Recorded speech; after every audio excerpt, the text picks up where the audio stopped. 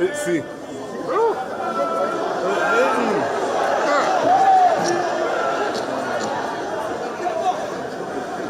won't remember the thing on Monday.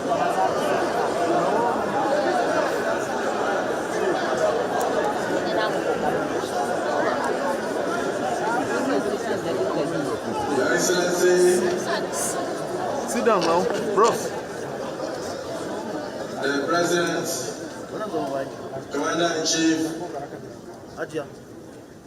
of the Armed Forces of the Federal Republic of Nigeria, President Bola Ahmed Tinubu Jisirofra. Your Excellency, the Vice President of the Federal Republic of Nigeria, our dear brother, distinguished Senator Kashim Shettima GCON, Your Excellencies, from the chairman of the largest party in Africa, earlier introduced, His Excellency Ganduje, National Working Committee members of the great party, the APC, the Governor of Borno State, the Chief of Staff, principal officers of both chambers, Federation, the Senator Akume, former speakers, starting with our sister Patricia Ete, former deputy speakers, former leaders of National Assembly, all our colleagues, distinguished ladies and gentlemen. Mr. President, this is your National Assembly. Thank you very much. The senators and members have asked me to congratulate you on your first anniversary since your swearing in office. Congratulations, sir.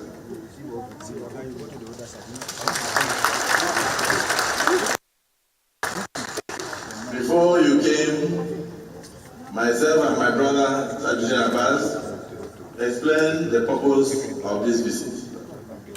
That this is what we call in Nollywood, Wakapas.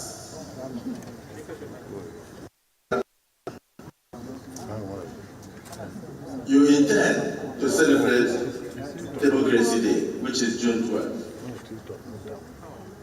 But out of honor and respect for the National Assembly, you said you must pass through the National Assembly on your first anniversary in office.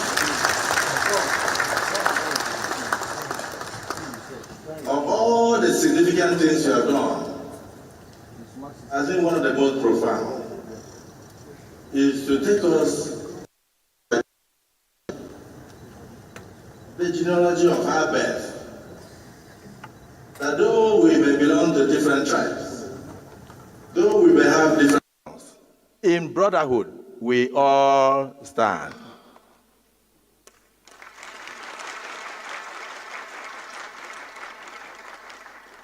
Henceforth, we will not refer to ourselves as just mere compatriots, brothers. And as we go forth in battle, whether on the field of sports, in the field of politics, in economic endeavors, we must hail Nigeria. And so we are all saying today, Mr. President, Nigeria be healthy.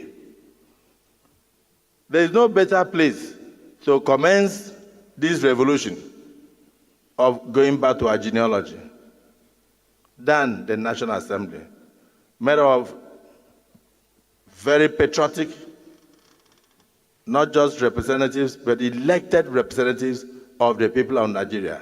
The voice of the National Assembly is the voice of Nigeria. So we welcome you. On that note, sir, we will allow you to greet your people because of your crowded schedule today, and we look forward to celebrating Democracy Day on June 12th with you. You just greet us. You may say what? You may wait. You may stand up and take a bow. However you do it, and then after, you take haste. when we continue with our proceedings. Welcome, Mr. President.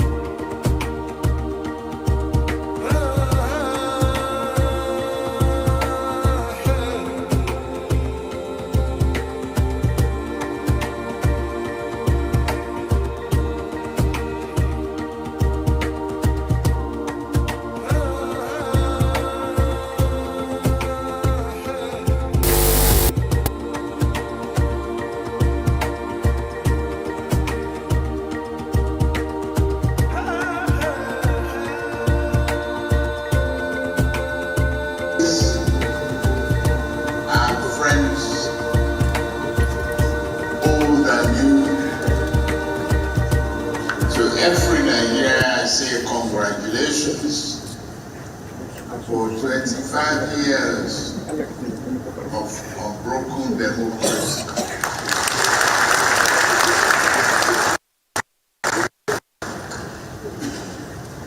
Out of respect, I come to say thank you very much for building to this stage, building the institution, building the country. You are the first and foremost leaders that speak for our people. You have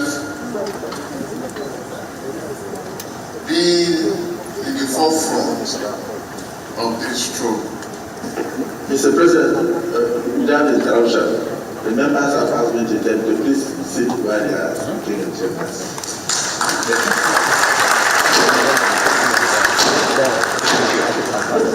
Thank you very much. This institution, the Hallowed Chamber, represents our consciousness for freedom and sense of belonging.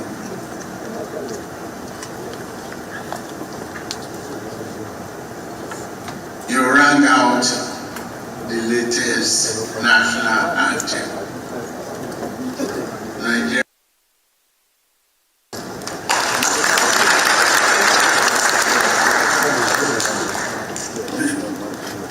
See, this is our diversity.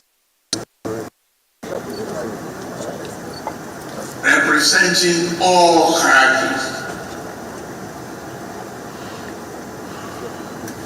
And now blend together to be brothers and sisters.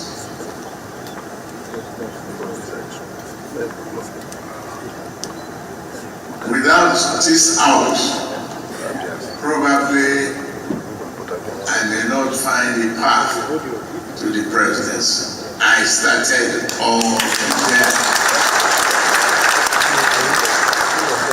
And that is why I'm giving that respect this morning to you. To please continue to collaborate, work together, build our country. We have no other choice. It is our nation. No one, no age, no other institution or personality will help us except we do it ourselves. No amount of aid that may be coming from foreign countries or any other nation, they take care of themselves first.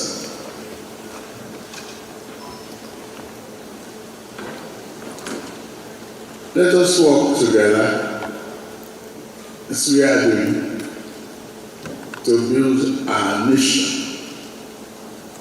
Not only for us, but for generations yet unborn.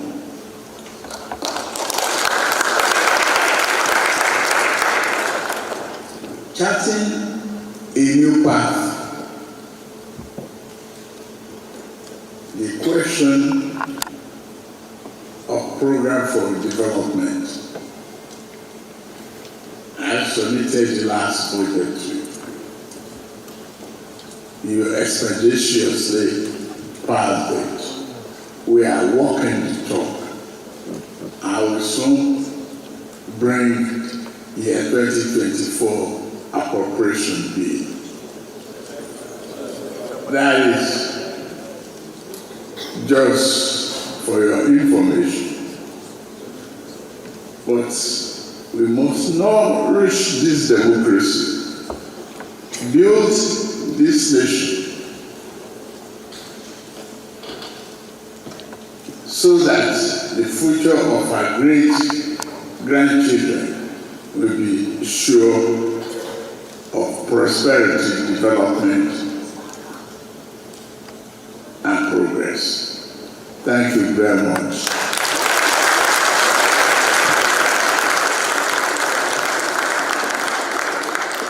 Thank you, Mr. President. We will be expecting the supplementary appropriation bill of 2024 as soon as possible. On that note, Mr. President, to enable you waka pass, I want to invite my brother, Right Honorable Tajuddin Abbas, the Speaker, House of Representatives, to say thank you to you before we. I would plead that the band should not lead us. We want to use our voices and get used to our new anthem.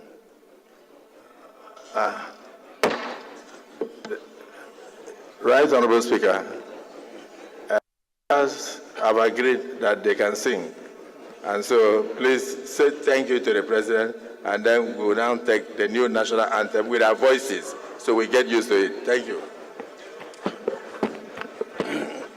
Your Excellency, the Commander of the Federal Republic of Nigeria, our father, President Ahmed Bola Tinubu, Your Excellency, the Vice President of the Federal Republic of Nigeria, our dear brother, Honorable Kashim Shettima, Your Excellency, the Senate President, please permit me to stand on the existing protocol already established. My own is just to say a big thank you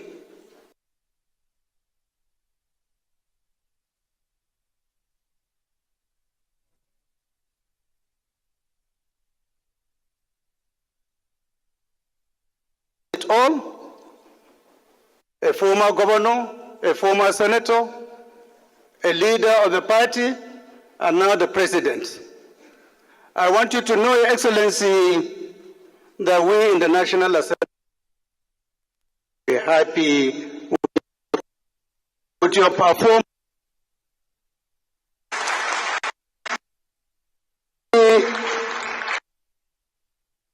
Thankful for the partnership that has existed within the last 1 year between you and us here. It has been a partnership that has been mutually beneficial to all of us. It is a win-win, and that is how democracy is supposed to be played.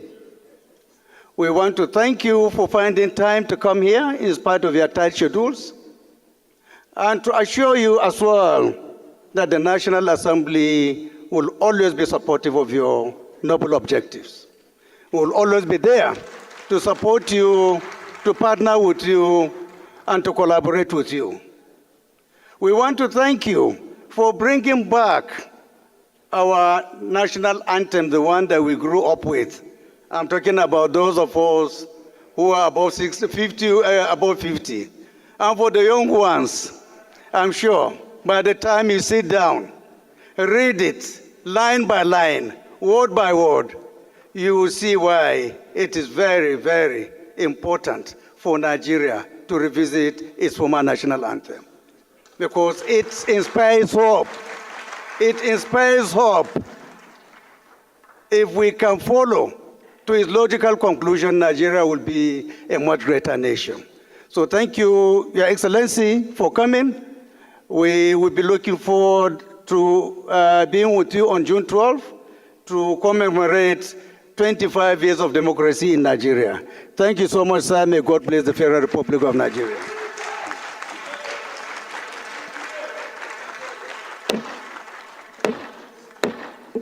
Mr. President, because we are Democrats, I would like to put the question. The Speaker has just mentioned something that those who are below 50 years may not know much about the old national anthem. So can I put the question? Those in support that the band should lead us to sing the new national anthem adopted by both chambers of the House of Representatives and the Senate. Can I hear you? Say aye. Aye. Those against. That is those who are saying we should use our voices. Can you say nay?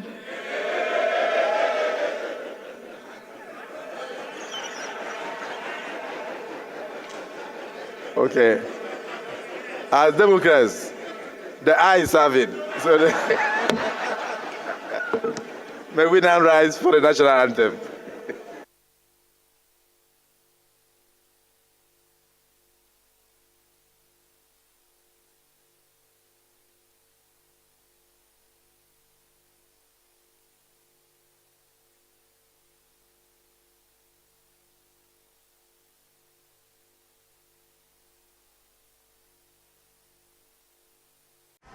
Do I have that commitment from you? Welcome to Noble Black News. Tonight, we bring you a harrowing report on recent terrorist attacks in Nigeria. At 8 p.m., terrorists struck a train, unleashing explosions and gunfire, leading to a chaotic and devastating scene. Meanwhile, in northern Nigeria, the Kwawa area faced a brutal assault from ISWAP, resulting in the tragic loss of 15 fishermen. These incidents underscore the growing threat and relentless nature of terrorism in the region, thrusting communities into fear and uncertainty. As we delve deeper, we'll explore the historical context of these attacks and how they have evolved over time, shedding light on the broader implications for Nigeria and the international community. To fully grasp the magnitude of this violence, we must journey back to 2011. On August 26, Boko Haram detonated a bomb at the United Nations building in Abuja, killing at least 21 people. This marked a turning point, thrusting Boko Haram into the international spotlight. Fast forward to April 2014, the suburb of Nyan. Passengers remained unaware of the imminent danger as security personnel on board stayed vigilant, but detected no immediate threats. At 8 p.m., the terrorists struck. Explosions rocked the train, which was then derailed, and gunfire erupted as the attackers launched their assault. In the unforgiving landscape of northern Nigeria, terror struck once again as the Islamic State West Africa Province ISWAP unleashed a deadly assault in the Kwawa area. The serene routine of local fishermen was shattered by the onslaught of violence, leaving 15 men dead, their bodies a grim testament to the brutal realities of life under the shadow of insurgency. To fully grasp the magnitude of this violence, we must journey back to 2011 when the seeds of today's chaos were first sown. On August 26, 2011, a seismic event rocked Nigeria's capital, Abuja, as Boko Haram detonated a bomb at the United Nations building. This attack, which claimed at least 21 lives and injured more than 60, marked a turning point, thrusting Boko Haram into the international spotlight. The group's newfound boldness was a harbinger of the terror to come. We condemn this terrible act utterly. A number of people are dead, and many more are wounded. The bombing of the UN building was just the beginning. A city previously thought to be insulated from such violence found itself under siege. In April 2014, the suburb of Nyanya became the target of another devastating bombing. A blast at a bustling bus station killed over 70 people and left many more injured. This attack underscored Boko Haram's evolving tactics and their ability to strike at the heart of Nigeria, far from their northeastern stronghold. Despite the growing threat, Nigeria's efforts to bolster its military capabilities were fraught with challenges. Attempts to procure advanced weaponry from Western nations were frequently stymied, leaving Nigeria vulnerable and struggling to equip its military adequately. while facing international pressure against purchasing arms from alternative sources. The consequences of these procurement challenges were dire. Boko Haram and later ISWAP capitalized on Nigeria's weakened state, seizing control of numerous communities in the north. The Nigerian military, hamstrung by a lack of adequate resources, struggled to mount an effective counteroffensive. The resulting instability led to widespread displacement, with countless Nigerians forced to flee their homes, leaving behind their lives and livelihoods. Part of the problem was that you weren't allowed to buy helicopters in our country. And now you are. I worked that out so that now you can buy the helicopters that you want. They weren't allowed to buy the helicopters in our country for various reasons, which frankly were not good reasons, but now they get them, and they get them very quickly. And they are the best helicopters anywhere in the world. A pivotal moment came in April 2018 when then President of the United States Donald Trump extended an invitation to Nigerian President Muhammadu Buhari to visit Washington. We're also helping our Nigerian partners by facilitating intelligence cooperation and providing training and military equipment to Nigerian forces. For example, we recently sold Nigeria 12 A-9 Super Tucano aircraft. It's a great aircraft and the first ever sale of American military equipment to Nigeria. These new aircraft will improve Nigeria's ability to target terrorists and protect civilians. Finally, we're deeply concerned by religious violence in Nigeria, including the burning of churches and the killing and persecution of Christians. It's a horrible story. We encourage Nigeria and the federal, state, and local leaders to do everything in their power to immediately secure the affected communities and to protect innocent civilians of all faiths, including Muslims and Christians. Nigeria 12 A-9 Super Tucano aircraft. It's a great aircraft and the first ever sale of American military equipment to Nigeria. These new aircraft will improve Nigeria's ability to target terrorists and protect civilians. Finally, we're deeply concerned by religious violence in Nigeria, including the burning of churches and the killing and persecution of Christians. It's a horrible story. We encourage Nigeria and the federal, state, and local leaders to do everything in their power to immediately secure the affected communities and to protect innocent civilians of all faiths, including Muslims and Christians. The arrival of the A-29 Super Tucano attack helicopters heralded a new phase in Nigeria's counter-terrorism efforts. These highly mobile and versatile aircraft provided the Nigerian military with enhanced capabilities, enabling more effective airstrikes, surveillance, and close air support missions. This technological boost was instrumental in regaining control over territories previously held by Boko Haram and ISWAP.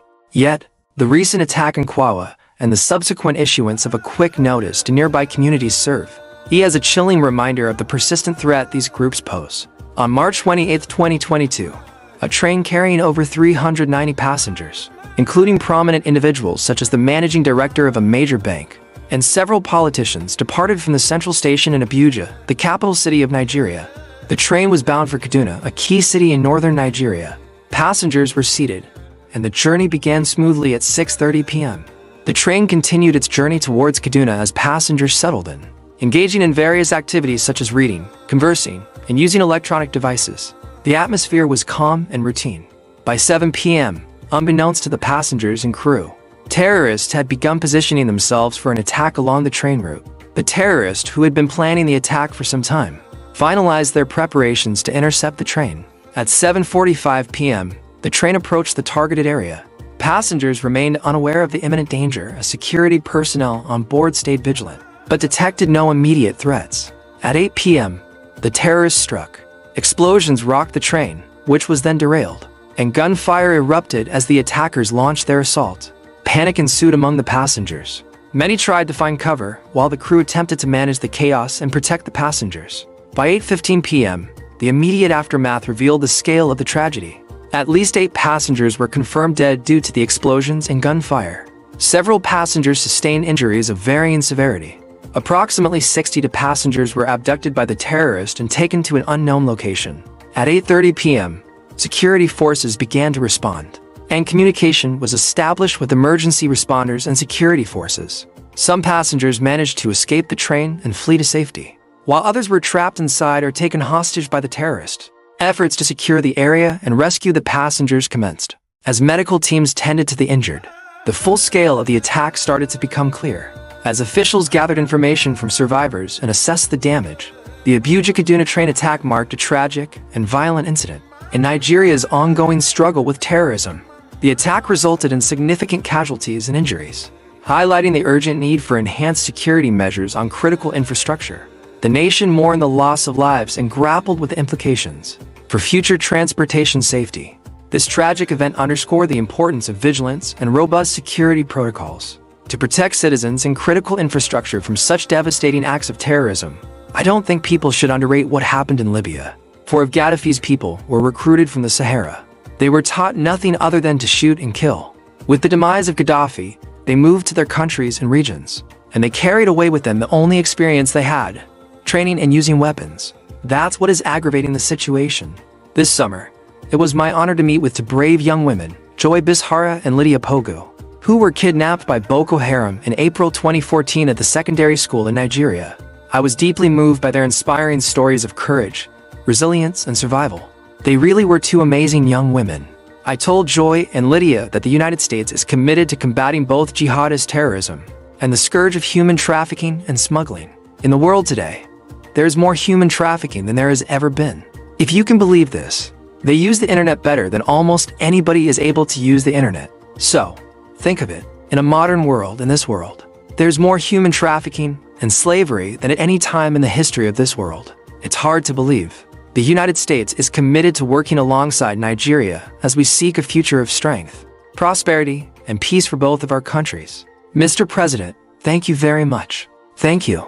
The Nigerian Air Force NAF has intensified its operations to dislodge bandits from their hideouts across various parts of Nigeria, reinforcing the nation's commitment to restoring peace and security.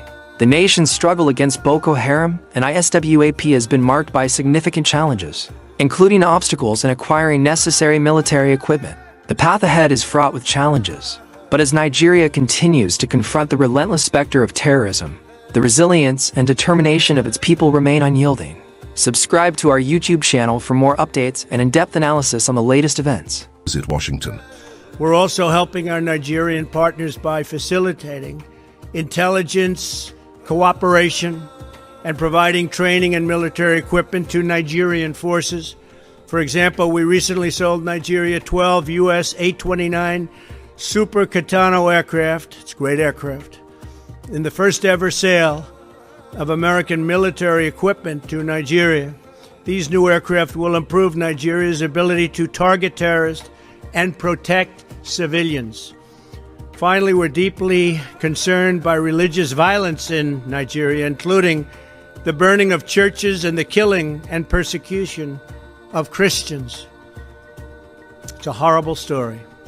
We encourage Nigeria and the federal, state, and local leaders to do everything in their power to immediately secure the affected communities and to protect innocent civilians of all faiths, including Muslims and including Christians. Muhammadu Buhari's led administration procured 49 new